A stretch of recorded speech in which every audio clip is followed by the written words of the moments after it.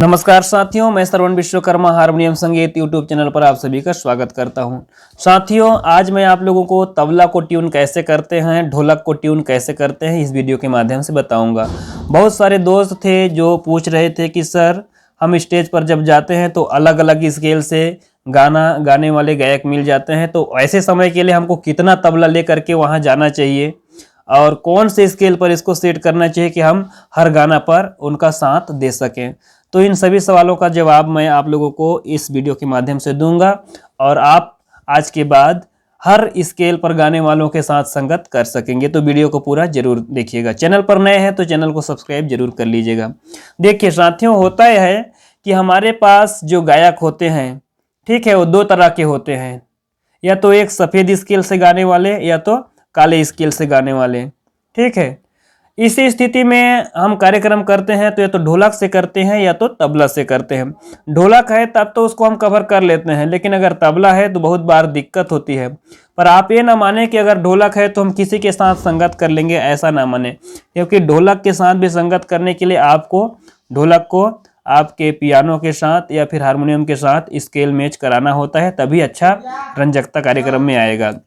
तो आज हम इसको देखते हैं कि कौन कौन सा स्केल से हमको अपना जो पियानो है उसके साथ हमको तबला को या फिर ढोलक को कैसे ट्यून करना चाहिए। सबसे पहली बात, मैं इसको समझने के लिए, समझाने के लिए आपको हारमोनियम पर स्केल दिखाता हूं। आइए देखिए, ये जो हारमोनियम होता है, जब हम इसके साथ किसी तबले को ट्यून करते हैं तो इसमें दो बातों को ध्यान दिया जाता है। कैसे? एक तो तबला को पहली बार अगर हम ट्यून करते हैं, ठीक है, तो उसको हम काली एक से ट्यून कर सकते हैं, काली एक से ट्यून कर सकते हैं, और दूसरा काली दो से ट्यून कर सकते हैं। ये दो ही स्केल होते हैं जिससे ट्यून किया जाता है। आप ये ना समझें कि 3, 4, 5 से ट्यून करते हैं, ऐसा नहीं है। तबला को ट्यून करते हैं तो सिर्फ एक या तो दो से ट्यून करते हैं, काला स्केल से। अगर नीचे की बात करें सफ़ेद स्केल से, तो सी और डी, ये दो स्केल है, इसी से ट्यून करते हैं। ठीक है, आगे इधर जितने भी स्केल हैं इनसे ट्यून नहीं किया जाता। पर आपको ये ध्यान देना है कि अगर मान लीजिए सी स्केल है, सॉरी, ये काली नंबर 1 है, तो काली नंबर 1 का साउंड को हम तार सप्तक वाले काली 1 से लेंगे। ठीक है, अगर 2 से सेट कर रहे हैं, 2 से ट्यून कर रहे हैं, तो हमको इधर वाला स्केल का साउंड को लेना होगा। यानी तबला का ट्यूनिंग जो होगा, तार सप्तक के काली 1 और काली 2 के साउंड से इसको मैच करेंगे।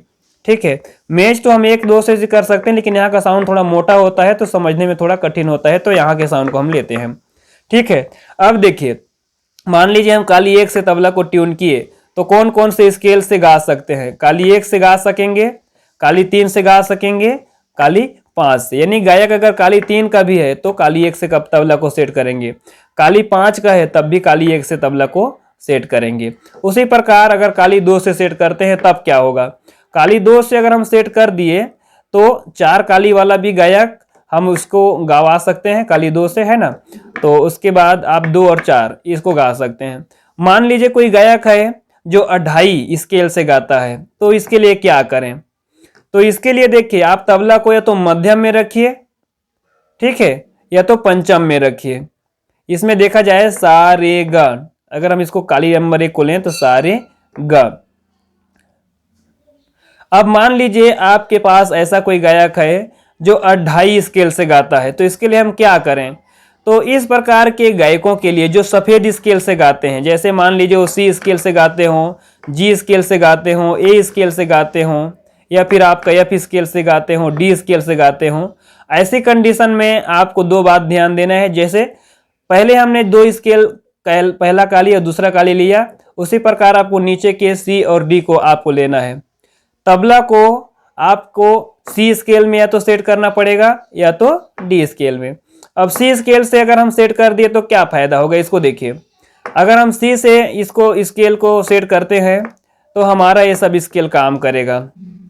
ठीक है, उसी प्रकार अगर हम डी से स्केल को सेट करते हैं तो हमारा ये सब काम करेगा, जैसे हमने यहाँ पर देखा। उसी प्रकार इसको आगे थोड़ा बढ़ा लीजिए, ये देखिए, इस प्रकार हम इसमें सेट कर सकते हैं। तो सी स्केल से अगर हम तबला को ट्यून किए हैं तो हमारा ई स्केल भी काम करेगा, जी स्केल काम करेगा, सी स्केल काम करेगा। डी स्केल से अगर हम सेट कर लिए तो हमारा एफ स्केल काम करेगा, ए स्केल काम करेगा, डी स्केल काम करेगा। यानी सी और डी ये दो स्केल ऐसे हैं जहां से तबला को आप ट्यून कर सकते हैं। सी के साथ ऊपर में देखें तो काली 1 और 2 ये दो स्केल हैं जहां से तबला को ट्यून कर सकते हैं। ठीक है।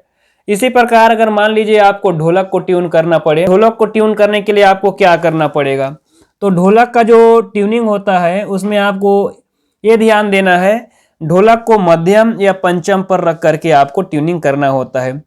लेकिन बहुत बार कठिनाई ये आता है कि जो गीत होता है वो उसमें पंचम स्वर ही नहीं लगा है, तो उसको आप मध्यम से बजाएंगे, और अगर मध्यम स्वर नहीं लगा है तो उसको पंचम से बजाएंगे, क्योंकि कोई ना कोई गीत में मध्यम या पंचम तो लगेगा ही, तो उस समय मेथड काम करेगा।